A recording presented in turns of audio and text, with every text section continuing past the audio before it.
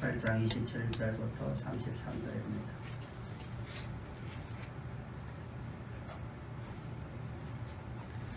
하나님 말씀 마가복음 8장 27절부터 33절입니다. 예수와 제자들이 빌립보 가이사랴 여러 지방으로 여러 마을로 나가실새 길에서 제자들에게 물어 이르시되 사람들이 나를 누구라 하느냐. 제자들이 여짜와 이르되 세례 요한이라 하고 더러는 엘리야 더러는 선지자 중 하나라 하나이다. 또 물으시되 너희는 나를 누구라 하느냐. 베드로가 대답하여 이르되 주는 그리스도이시냐 하매 이에 자기 일을 아무에게 말하지 말라 경고하시고 인자가 많은 고난을 받고 장로들과 대제사장들과 서기관들에게 버림받아 죽임을 당하고 사흘 만에 살아나야 할 것을 비로소 그들에게 가르치시되 드러내놓고 이 말씀을 하시니 베드로가 예수를 붙잡고 항변하며 예수께서 돌이키사 제자들을 보시며 베드로를 꾸짖어 이르시되 사탄아 내 뒤로 물러나라. 내가 하나님의 일을 생각하지 아니하고 도리어 사람의 일을 생각하는도다. 아멘. 아멘.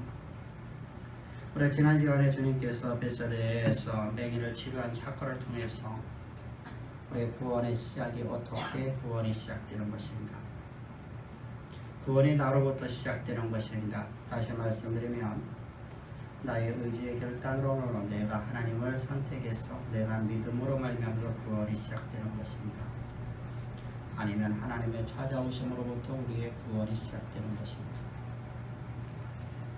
성경은 우리에게 말씀하시기를 아브라함을 통해서도 창세기 10장 1절부터 3절의 말씀을 통해서 구원의 시작은 하나님이 우리를 찾아오심으로부터 시작되는 것을 말씀하고 있습니다. 또한 주님께서 우리에게 말씀하여 아버지께 너희를 내게로 인도하지 않으면 아무도 내게 올 자가 없다고 말씀하시는 말씀을 통해서도 구원은 우리의 의지의 결단이 아니라 하나님의 찾아오심으로부터 우리의 구원이 시작된다는 것입니다. 그럼 우리가 구원을 받았다고 하면 이제 하나님이 찾아오셔서 우리가 구원을 받고 나면 이때부터 우리의 구원의 시작이 되는데, 그럼 그 구원이란 도대체 무엇일까? 우리는 단순히 이렇게 생각합니다. 우리 예수의 이름을 믿는다. 예수의 이름을 믿으면 여러분 구원받습니다. 그래서 나는 예수 이름 믿습니다 라고 고백하는 수많은 사람들의 이야기를 들어봅니다. 그들의 고백수를 들어봅니다. 그런데 그들은 항상 악령에 쫓기고 살며 악령의 지배를 받으며 살며 악한 영에 의해서 이끌림 받는 삶을 살아가는 많은 사람들의 이야기를 또한 들어봅니다. 그게 과연 예수 믿는 사람이냐 이것입니다. 그게 과연 믿음의 사람이냐는 것입니다. 날마다 귀신 나부랭이와 수단박질하며 군대 귀신이 내 삶을 온전히 지배한다고 믿고 살아가는 그들이 과연 하나님의 사람이냐는 것입니다. 그게 과연 구원, 그 정도의 구원을 하나님께서 우리에게 베푸신 것이냐, 그 정도 구원을 베푸시려고 하나님께서 하늘 영광 다 버리고 이 땅에 죄 있는 육신의 모양 오셔서 우리 왜 십자가에 못 박혀 죽기까지 우리를 사랑하셨냐 이것입니다. 우리를 위해서 십자가에 못 박혀 죽으신 그분은 창조주 하나님이십니다. 그분은 바로 참 하나님이십니다. 참 하나님, 그분께서 참 인간의 모습으로 오신 이유는 우리를 구원하여 하나님의 대리자의 삶, 하나님이 주시는 능력을 갖고 하나님의 대리자의 삶을 살아가는 창조의 목적을 이루는 하나님의 사람으로 우리를 거듭나게 하기 위해서 이 땅에 오셨다는 것입니다. 다시 말하면 하나님의 창조의 목적을 역사 가운데 이루는 일을 하기 위해서 주님께서는 이 땅에 죄 있는 모습으로 육체를 입고 이 땅에 오셨다는 것이죠.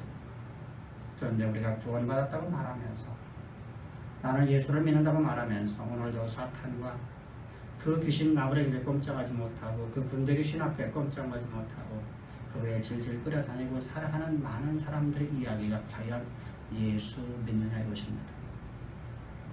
그것이 과연 하나님이 말씀하시는 구원이냐 이것입니다.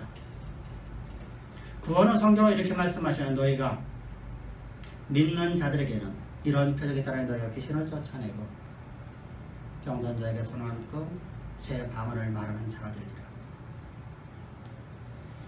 여러분들은 성경은 이렇게 분명히 말씀합니다. 우리에게는 사탄의 모든 권세를 능력을 제어할 수 있는 권세가 주어졌다는 겁니다. 하나님께 범과한 능력이 우리에게 주었다는 것이죠.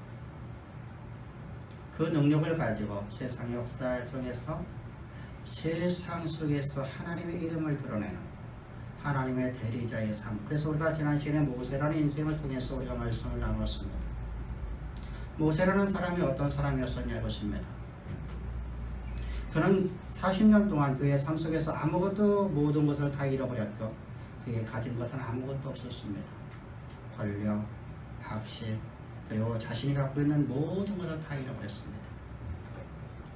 그때 주님께서 그를 찾아오셨습니다. 그리고 말씀하시면 내가 너로 하여금 나의 대리자로서 내 백성을 애굽에 있는 자들을 애굽에서 내가 인도하는 자가 되게 하리라. 하나님의 대리자로서 너는 하나님의 백성을 인도하는 자라는 것입니다. 너는 하나님의 일을 하는 자로 내가 너를 택했다는 겁니다. 내가 너로 하여금 내 일을 하는 자로 내가 너를 택했다는 것입니다. 모세 한 사람에게 말씀하시는 게 아니라 오늘 말씀을 듣고 있는 모든 성도들에게 주시는 말씀입니다. 모든 성도들에게 동일하게 말씀하여 너는 네 일을 하는 게 아니라 너는 이제부터 내 일을 하는 자로 내가 너를 택했다는 겁니다. 내가 너를 창세전부터 내가 그렇게 너를 택했고 그 창세 이전부터 나의 계획함을 역사 가운데 이루기 위해서 내가 너를 지금 찾아왔다는 것입니다. 그래서 너는 이제 내 일을 하는 거랍니다. 내 일. 하나님의 대리자로서 너는 하나님의 일을 하는 자로 내가 너를 세상에 뿌렸다는 겁니다. 이것이 바로 구원입니다. 우리는 여러분들 어떻습니까? 나는 여러분들 오늘 하나님의 대리자로서 하나님의 일을 하는 자로서 내가 세상에 뿌려졌습니까? 아니면 나는 나의 성공과 나의 소유를 더 많이 하려고 나는 오늘도 교회를 다니고 있습니까? 우리 한번 나의 모습을 한번 자세히 봅시다. 나를 보지 못한다는 건 여러분들 가장 불행한 일입니다. 나를 보지 못한다는 건 우리 신앙의 성숙이 될 수도 없단 말입니다. 나를 보지 못하면 우리는 나의 성공만 위해서 살아갈 수밖에 없습니다. 나가 누군가, 나의 모습은 지금 어떤 모습입니다. 오늘 말씀 들으면서 나의 모습을 보면서 우리는 주님이 나에게 물으십니다. 너는 나를 누구라 하느냐? 너는 나를 누구라 하느냐? 너는 과연 내 일을 하는 자로서 네가 세상에 뿌려진 존재냐? 아니면 너는 내 일을 하고 오늘도 너의 주장을 내세우기 위해서 앞세우기 위해서 오늘도 나의 이름을 도용하는 자냐? 주님은 물으십니다. 사랑하는 성도입니다. 주님은 오늘도 우리가 단순히 예수 믿습니다. 나는 예수 이름을 믿습니다. 예수님이 나의 구세주이십니다. 나의 메시아십니다. 정도의 신앙을 하나님이 요구하지 않는다는 겁니다. 그것은 교회 다닌 지 하루만 되면 다 할 수 있는 것입니다. 이제부터 우리는 하나님이 주시는 모든 자원과 능력을 가지고 하나님의 일을 역사 가운데 이루는 하나님의 대리자의 삶을 살아가는 가장 아름다운 삶을 살기를 주님 축복합니다. 이렇게 우리가 구원을 받고 나면 주님은 우리에게 말씀하시는 말씀이 있습니다. 그것이 바로 우리가 지난 시간에 마지막에 말씀드렸던 말씀하시고 있는 26절에 너는 다시는 그 마을로 들어가지 말라. 다시는 그 마을로 들어가지 말라. 여러분, 다시는 그 동네에 들어가지 말라는 얘기는 무슨 말입니까? 그러면서 주님께서는 너는 너희 집으로 가지, 너는 다시 그 동네에 들어가지 말라. 그 동네는 어떤 것이었습니까? 바리새인들의 교훈과 헤롯의 교훈이 가득 찬 것입니다. 율법주의와 세속주의가 가득한 곳입니다. 복음을 가장한 거짓 복음, 다시 말하면 다른 복음이 가득한 것입니다. 그곳에 너는 다시는 가지 말라. 너는 그곳에 절대로 들어가지 말라. 왜 그렇습니까? 그곳에 들어가면 우리의 복음은, 우리가 갖고 있는 신앙은 곧바로 희색되어서 누룩의 영향을 받기 때문입니다. 그래서 여러분 우리는 나의 합리주의를 만들어내게 됩니다. 복음이 아닌 것. 그래서 갈라디아서를 보면 갈라디아서에서 성경은 말씀하시오. 어리석은 갈라디아 사람들아 누가 너희를 꾀다니. 바울을 통해서 복음을 들었고 복음을 가지고 그는 하나님의 성령의 지배를 받으며 살아왔던 그 백성들, 그 갈라디아 교인들이 저 예루살렘으로부터 시작된 저 거짓 복음을 가지고 온 다른 복음을 전하는 자들이 와서 그들의 목회자가 되고 나자 그들은 곧바로 복음을 버리고 할례를 받기 시작합니다. 할례를 받아야 구원을 받는다는 저들의 말을 따라서 이제 할례를 받기 시작합니다. 이때 주께서 바울을 통해서 말씀하시기를 이렇게 말씀합니다. 이 어리석은 갈라디아 사람들아 누가 너희를 꾀더냐. 누가 너희를 꾀더냐.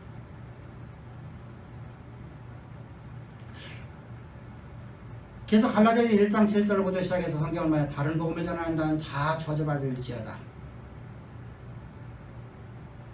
다시 말하니 너희는 저주받을지어다. 그래서 갈라디아서 5장을 넘어가면 성경을 말씀해요. 갈라디아 교인들은 누가 너희를 끼워서 너희로 하여금 그리스도에 떨어진 자가 만들었니. 너희는 그리스도에 떨어진 자가 되었니. 사랑을 산다. 그러므로 너희는 다시는 거짓 복음을 전하는 다른 복음을 전하는 곳에는 들어가지 말라. 그곳에는 바라보지도 말라는 겁니다. 그건 쳐다보지도 말라는 겁니다. 오늘 여러분 많은 사람들이 이단 사설에 빠져버립니까? 왜 자기의 딸을 갖다가 악령 들렸다고 목을 잘라버립니까? 자기 여동생을 왜 여러분들 목을 잘라 죽입니까? 그리고 그들은 당당하게 말합니다. 내가 뉴스를 통해서 봤듯이 나는 악령을 쫓은 것이 내 자녀를, 내 딸을, 내 동생을 죽인 것이 아니라고 말합니다. 왜 그렇게 됐습니까? 이성을 마비시켜버린 것이 바로 이단 사설이기 때문이었습니다. 우리 인간의 모든 이성을 다 마비시켜버리는 거예요. 여러분들의 전화부터 5대양 사건이나 여러분 우리 앞에서 여러분 일어났던 수많은 이단들의 여서런 모습들을 바라보십시오. 그들이 맨 처음에 여러분들 어땠었으며 그들은 여러 정상교단에서 정상적으로 신앙생활을 하다가 잘못된 것에 빠져들고 나니까 곧바로 그들이 이성이 마비되고 맙니다. 이처럼 여러분들 우리 이성을 마비시킬 수 있는 것이 바로 신앙이라는 겁니다. 거짓 복음이라는 겁니다. 그러므로 거짓 복음을 전한 이단 사설을 전한 십자가의 진리의 복음이 증거되지 아니하는 것, 하나님의 율법이라는 율법을 가지고 구원이라고 말하는 사람들, 그들의 무리 가운데는 다시는 가지 말라는 것입니다.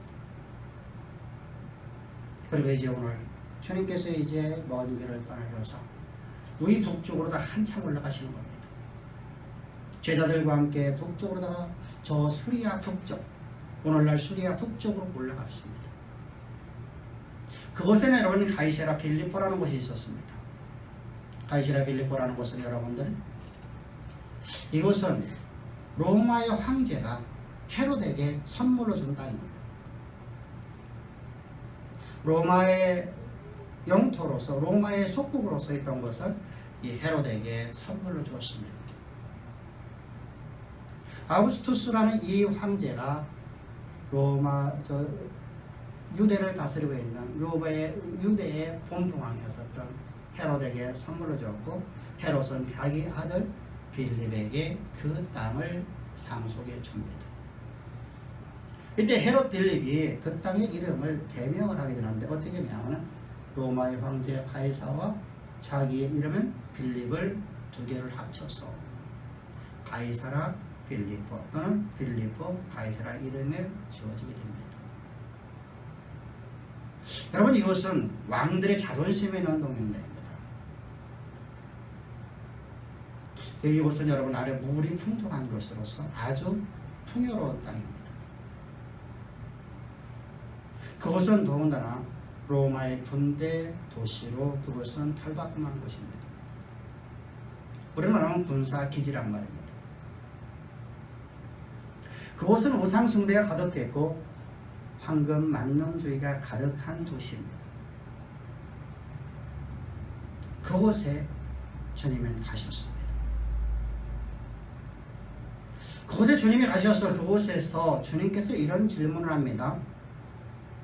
황금 만능주의와 우상숭배에 그 가득한 그 도시 한복판에서 주님이 제자들에게 질문하시는 겁니다. 질문 내용이 오늘 본문 내용입니다. 그 질문의 첫 번째 질문이 이런 질문입니다. 사람들이 나를 누구라 하더니, 사람들이 나를 누구라 하더니. 그랬더니 여러분들 제자들이 이렇게 말합니다. 사람들이 말하기를 주님은 엘리야라 하기도 하고 세례 요한이라 하기도 하고 선지자라 하더이다, 이렇게 말합니다. 여러분, 당시 유대인들의 모습이나 세상의 사람들이 예수님을 알고 있는 알을 말하는 것입니다. 하나님의 교회 공동체에서 예수를 알기를 뭐로 알고 있다는 것입니까? 예수를 알기를 갖다가 선지자 정도로 알고 있다는 겁니다. 세상도 동일하게 선지자로 알고 있다는 겁니다. 지금 가이사랴 빌립보는 유대에 속해 있는, 지금 유대 분봉왕이한 헤롯에 통치하고 있는 곳이기 때문에 이곳에는 많은 바리새인들, 서기관들이 이곳에 모여 있습니다. 그들이 그곳에서 해당해서 가르치고 있는 동네입니다. 그런데 그곳은 황금 만능주의 그리고 우상숭배가 가득한 곳입니다. 그곳에서 주님께서 물으셨더래 제자들의 모습이 제대로 대답하는 것이 사람들을 주를 선지자 정도로 알고 있나이다. 그럼 여기서 여러분들 왜 엘리야나 또는 세례 요한의 이름이 등장되냐 이것입니다. 그들은 여러분들 성경에 대해서 어떻게 이해를 하고 있기 때문에 그들의 예수님에 대해서 예수님을 세례 요한 또는 엘리야다 말하는 것입니다. 엘리야라고 말하는 것입니다. 우리 여러분들 그 말씀 들을 적에 도대체 왜 유대인들은, 저 바리새인들은, 서기관들은 하나님의 교회 공동체라고 하는 저 당시의 유대교회에서 왜 그런 말을 할까? 왜 그런 말을 할까?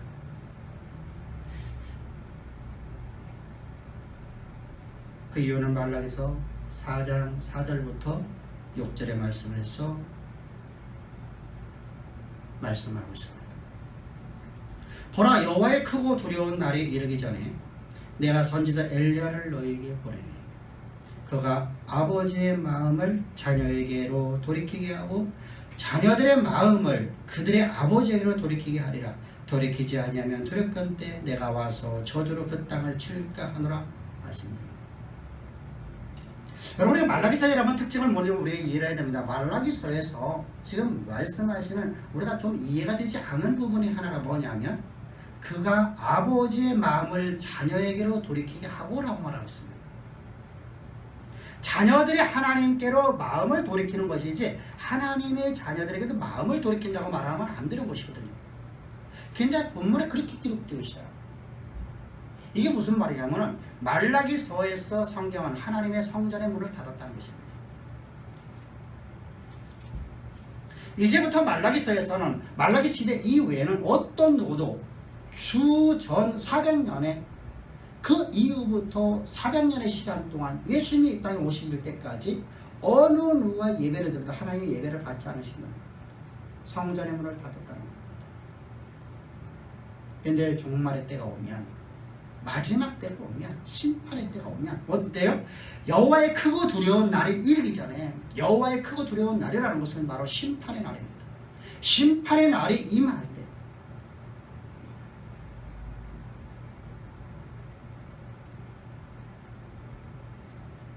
엘리야가 이 땅에 오는데 그 엘리야가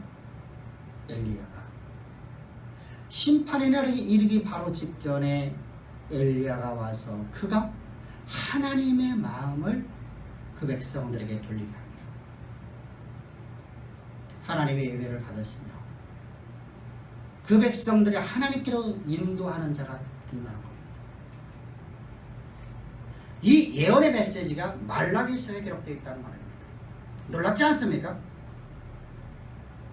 오늘 우리는 여러분 성경이 아주 흔한 시대 속에 살고 있습니다.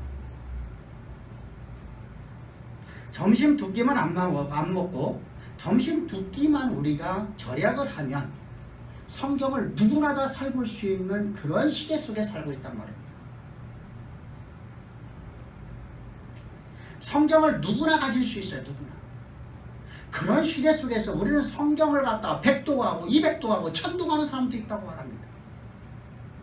그냥 우리는 성경을 통해서 말씀하시는 말씀을 어느 누구도 하나도 기억하지 못하고 살아가고 있는데 유대인들이나 저 이방인들이나 동일하게 성경의 말씀을 너무나 잘 알고 있다는 것이죠. 오늘 본문뿐만이 아니죠.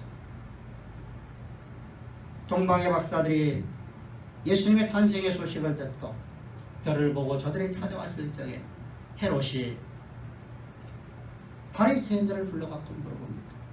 유대인의 말이 어디서 나느냐? 그때 여러분들은 성경을 한번 찾아보겠습니다. 성경의 말씀이 어디 있는데 한번 찾아보고 제가 말씀드리겠습니다. 아니라 그 즉시에서 모든 사람들이 하는 말이 이렇게 니다 유대땅 베들레헴에서 납니다.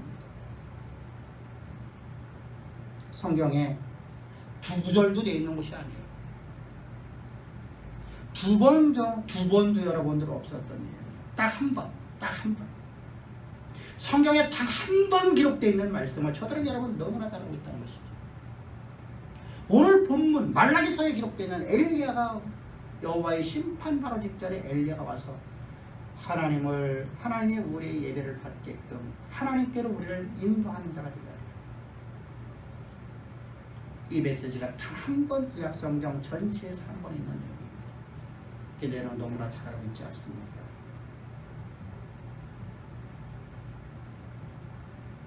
그런데 성경은 너무나 잘 알고 있는데 예수님에 대해서는 선지자 정도밖에 이해를 하지 않았다는 사실이죠. 온 인류의 죄를 대속하시는 예수께서 이 땅에 오셨는데 저들은 구약에서 여러분 죄의 사법을 통해서 오늘도 구원을 받고 대속죄 제사를 1년에 1차씩 매년마다 드릴 뿐만 아니라 저들이 범죄할 때마다 속죄 제사를 드려서 저들은 구원의 길을 걸어가고 있는데 영원한 대속죄 제물이시여 영원한 속죄 제물로 오신 예수 그리스도의 성육신은 저들은 단순하게 구약의 선지자가 살아왔다. 문자적으로만 이해하고 있는 저들의 모습을 바라보십시오. 그럼 여러분 말라기서 말씀하시는 이 엘리야는 대체 누굴까? 저 많은 사람들이 저 유대 종교주들뿐만 아니라 모든 백성들과 모든 교인들이 한결같이 말하고 있는 저 엘리야라고 예수님을 엘리야가 말하고 있는데 그럼 엘리야가 과연 예수님을 지칭하는 것이냐? 아니면 다른 누구를 지칭하는 것이냐? 성경을 여러분 마태복음 11장 12절부터 14절에서 그 답이 숨겨져 있습니다. 설의 오한 때부터 지금까지 천국은 침노를 당하나니 침노하는 자는 빼앗느니라. 모든 선지자와 율법이 예언한 것은 요한까지니 만일 너희가 즐겨받을진대 오리라 한 그 엘리야가 곧 이 사람이니라. 우리가 여러분들에서 침노한다고 하니까 내가 막 이렇게 그런 의미가 아니에요. 우리가 여러분 어떤 성읍을 점령하기 위해서 여러분들에게 전쟁에 나갈 적에 전투하는 병사들은 어떤 마음 자세를 갖고 살아야 합니까? 집에 두고 온 자녀들 생각하고 내가 죽으면 어떡할까?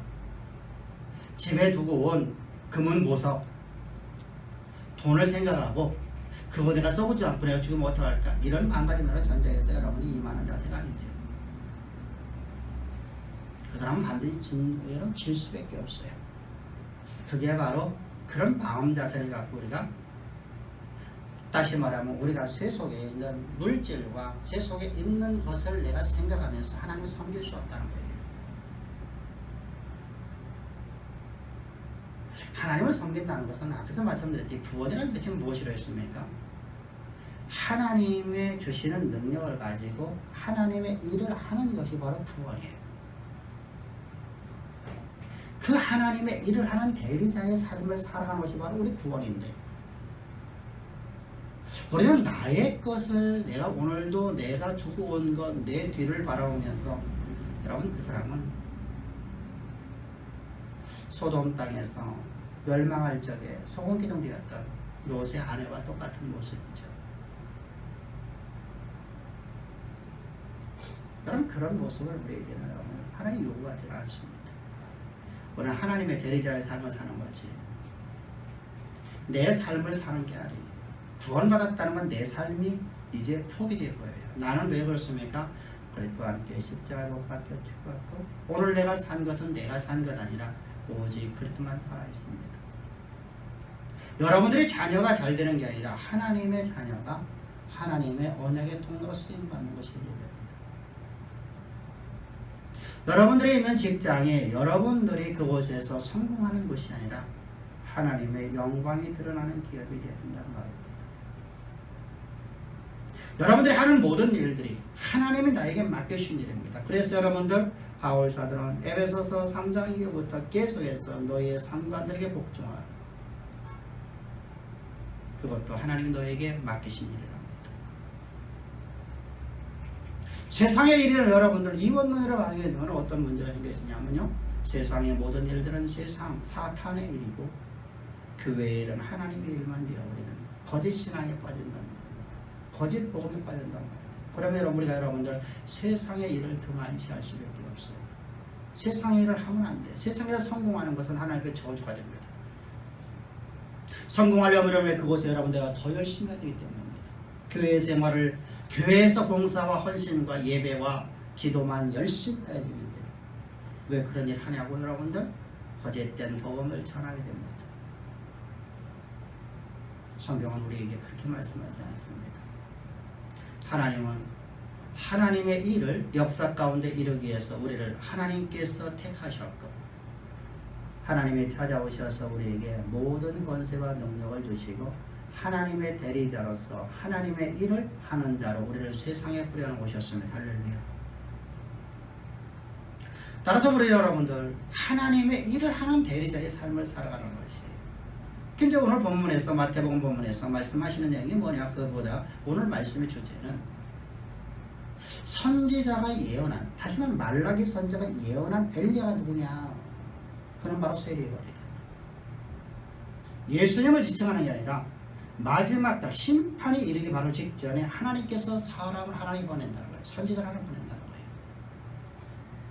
거예요. 엘리야의 환상설이 아니라 엘리야 같이 하나님의 쓰임 받는 자를 하나 보내는데 그건 누구냐? 세례요한이다.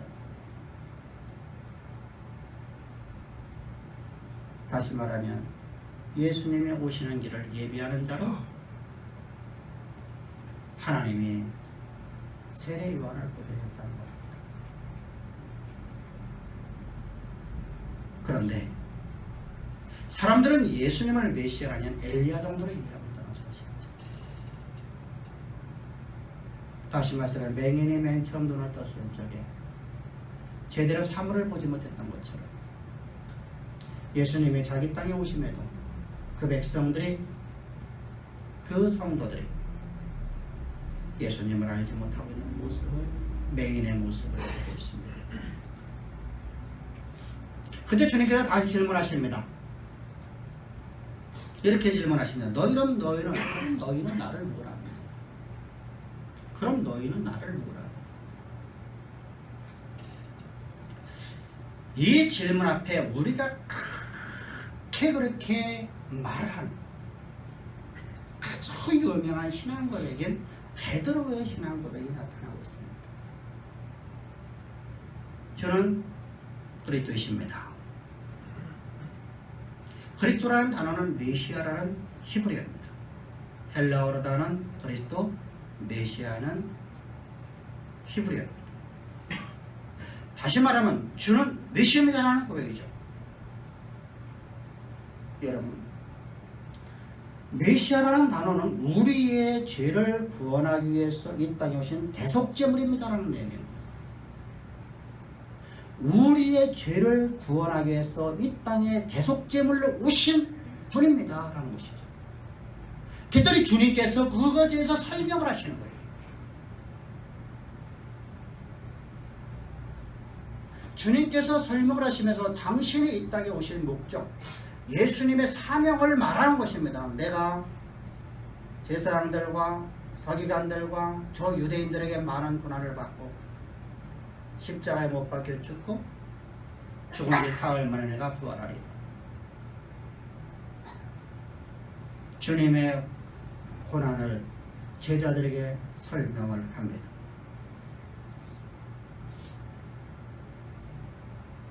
여러분, 그 설명하시는 분이 누구라는 것입니까? 예수님이라는 거예요. 그 예수님은 도대체 누구십니까? 창조주 하나님이십니다. 요한복음 1장 1절부터 시작해서 14절의 말씀을 통해서 성경은 이렇게 말씀하고 있죠. 태초에 말씀이 말씀이 하나님과 함께 하셨고 그 말씀이 온 세상을 창조해 그 말씀이 육신이 되어 우리 가운데 오심에 그 이름을 예수라 하더라라고 14절에서 마칩니다. 예수님이 바로 창조주입니다. 참 하나님이시란 말입니다. 골로새서 1장 16절에서 동일하게 말씀하시는데 이렇게 말씀하고 있습니다. 만물이 그에게서 창조되되 하늘과 땅에서 보이는 것들과 보이지 않는 것들과 혹은 왕들과 주권들이나 통치자들이나 권세들이나 만물이 다 그로 말미암고 그를 위하여서 창조되었다. 예수께서 만물을 창조하셨고 모든 우리 눈에 보이는 것이나 보이지 않는 모든 영의 세계 모든 것이 다 그 예수를 위해서 창조되었다. 앞에서 우리가 말씀드렸듯이 우리는 누구를 위해서 창조되었습니까? 나를 위해서 하나님이 존재하시는 분입니까? 하나님을 위하여 우리가 이 땅에 창조된 존재입니다. 성경은 분명하게 하나님이 우리의 문제 해결자 아니라는 겁니다.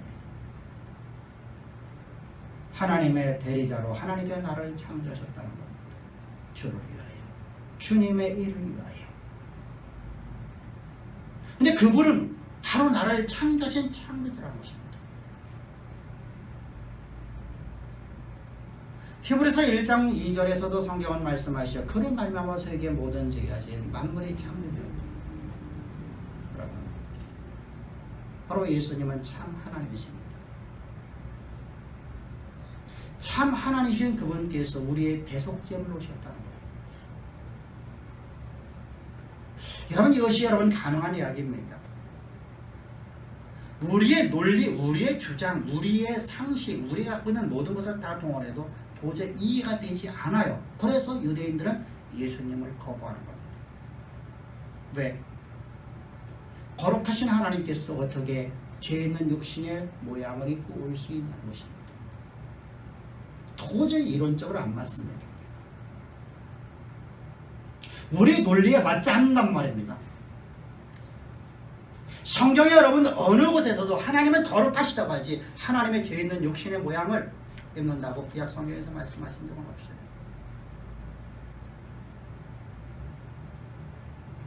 근데 구약에서 주님은 우리의 죄를 위하여 우리의 대속제물로 이 땅에 오신다고 분명히 말씀하고 있습니다.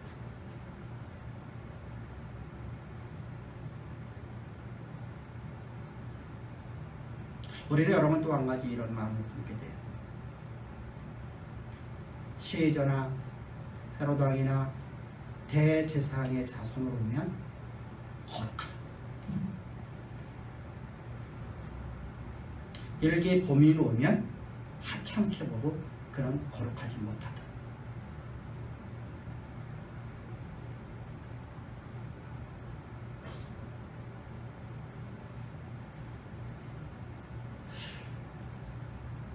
참 놀랍지 않아요? 우리 갖고 있는 인간이 갖고 있는 그냥 하나의 본성정업이에요. 그래서 황제가 똥을 싸놓으면 그 똥을 사람들이 찍어 먹어요. 그것이 여러분 전혀 더럽게이질 않아요. 황제의 오줌을 먹어요. 그런데 일반 서민의 똥은 절대로 먹지 않아요. 아무리 배고파도 안 먹어요. 오늘 죽는다 해서 먹지를 않아요. 놀랍지 않아요? 성경은 모든 사람을 죄 가운데 있다고 성경은 죄 가운데 가둬두었습니다. 왜 그렇습니까? 모든 사람이 아담의 자손이기 때문입니다. 아담의 씨로 말미암아 출생된 모든 사람은 다 죄인입니다. 그의 신분의 고하를 떠나서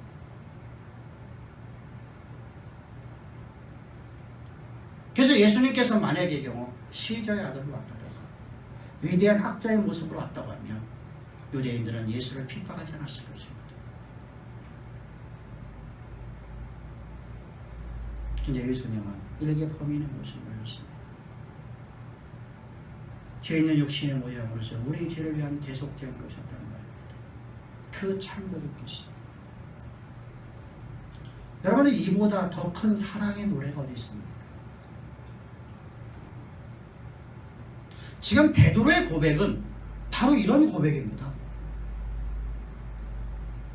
주는 그리스도입니다. 이게 바로 이런 고백이란 말입니다. 근데 놀랍지 않아요? 주님께서 당신이 고난받을 것을 말하자 베드로가 이상한 말을 합니다.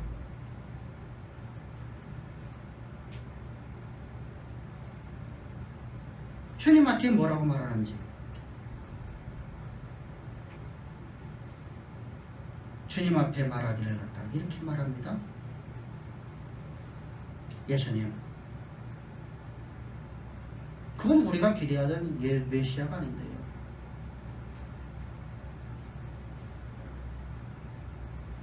왜 말도 안 되는 말씀을 하십니까?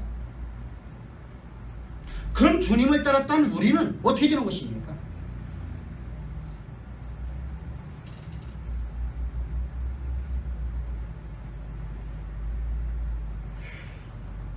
도대체 왜 죽는다고 말씀하시는 겁니까? 우리가 여러분들 다른 복음서를 통해서 제자들의 신앙 상태를 다시 한번 봅니다. 예수님을 대해서 저들은 어떻게 믿고 있었는지 로마 정권을 파하고 우리를 해방시켜줄, 그리고 이 땅에 영원한 나라를, 영원한 권력을 가진 나라를 세우는 메시아 상이었었습니다. 그래서 당신의 나라가면 나를 좌회전, 내 동생은 우회전, 이걸 요구했던 자들.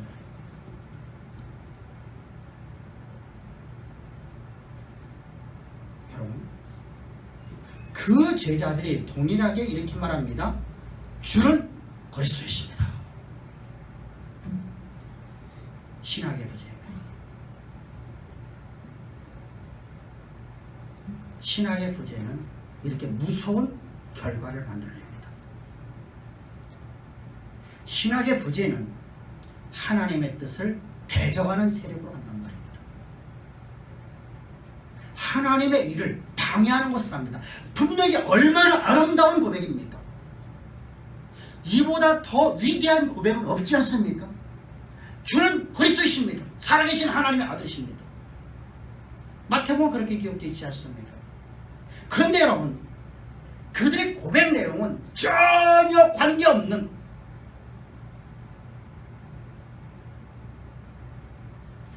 그 의미도 전혀 알지 못하고 그저 입술로만 앵무새가 말하듯이, 구간조가 말하듯이 말하고 있는 그 모습을 바라보십시오.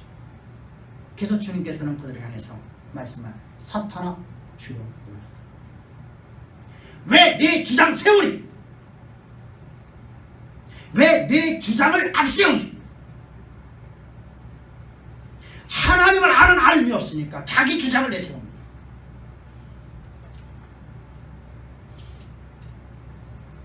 왜 네 주장을 앞세우고 있니? 사탄아 뒤로 물러나. 바로 그런 얘기입니다. 말의 의미가 바로 그런 의미예요.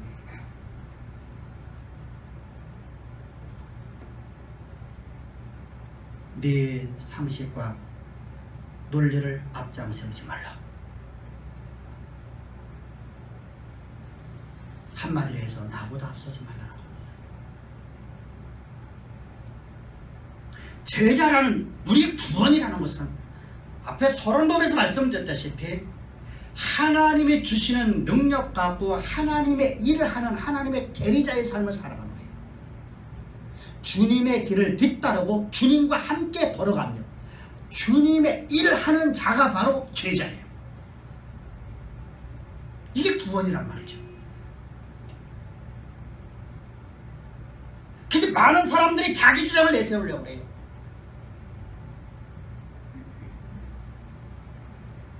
내 상식과 내 논리를 앞세우려고 해요.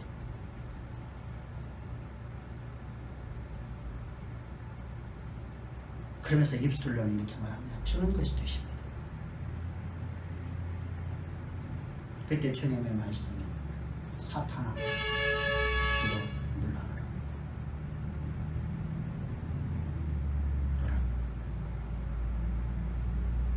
나의 주장, 나의 이론, 나의 논리, 나의 상식, 나의 이성, 내 안에 있는 모든 문화, 내가 가지고 있는 모든 것들은 날마다 십자가에 못 박여 죽일 수 있기를 주의를 축복합니다. 날마다 난 십자가에 못 박여 죽어야 됩니다. 죽지 않으면 절대로 우리는 하나님의 제자의 길을 걸어갈 수가 없습니다. 오늘도 나는 존엄합니다. 십자가에서 나의 모습이 죽어야 됩니다. 이후에 이 베드로가 오순절 마가다락방의 성령의 강림사건 이후에 그의 인생은 계속해서 깨어지고 그의 주장은 깨어지고 그의 논리는 깨어지면서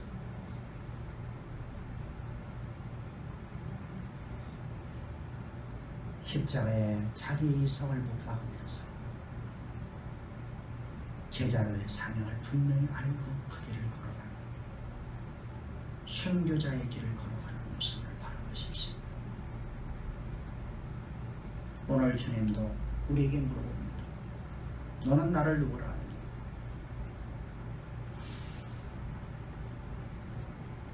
입에 밴 소리가 아니라 오늘 본문에 나타나는 베드로의 고백이 아니라 너의 심령 속에 진정으로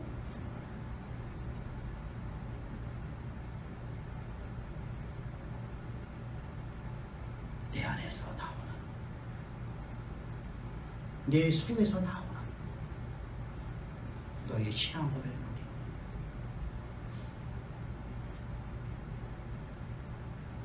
내 주장을 내세우고 내 주장을 앞장세우고 내 상식과 이론을 앞장세우고 오늘 너는 하나님이 일한다고 말하고 있지 않니? 아니면 너 오늘 주님의 뒤를 따르며 주님과 함께 길을 걸어가는 제자의 길을 걸어가고 있니? 주님의 질문입니다. 이 쟁쟁한 울림이 우리의 가슴 깊이 새겨졌어. 날마다 내 주장, 내 논리 앞장서지 말고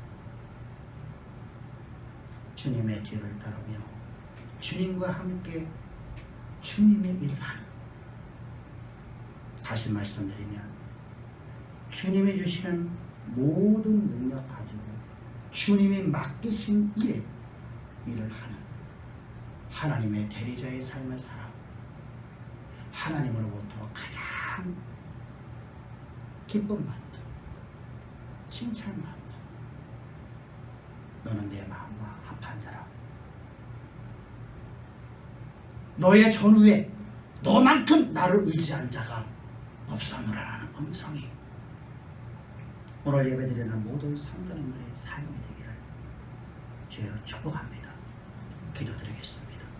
좋으신 아버지 하나님 감사합니다. 찬양합니다. 오늘도 주님 우리의 신앙함이 어떻게 될지 주님 말씀해 주시니 감사합니다.